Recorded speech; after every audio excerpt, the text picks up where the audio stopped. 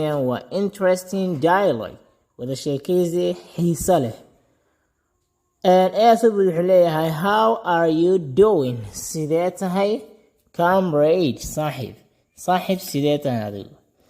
I'm well anigu waan fiicanahay and you adigana sidoo kale sidee tahay. I am also better ana sidoo kale waan fiicanahay. So sidaa darteed buu yidhi what is new from you maxaa ka cusub adiga today maanta maxaa ka cusub. Wow Allah as I think sidaan u malaynaya you are eager waxaad u kulashahay for chatting today maanta wada sheekaysiga u kulashahay sidaan filaya. You hit the nail on the head Ali you hit the nail on the head isha ayaad kariday. So sidaa darteed can you defend yourself from me ma iska kay difaaci kartaa adigu. Can you defend yourself from me ma iska kay difaaci kartaa.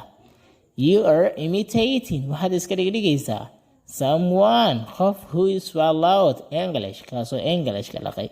waxaad iska dhigaysaa sida qof English ka laqay but laakiin don't you know ma ogid miya that I am inaan anigu ahay you teacher is teacher macalimkaaga macalimkiis inaan ahaybo war uma haysid miya baaji saaxiibka waa lagu rididaa ku dhah.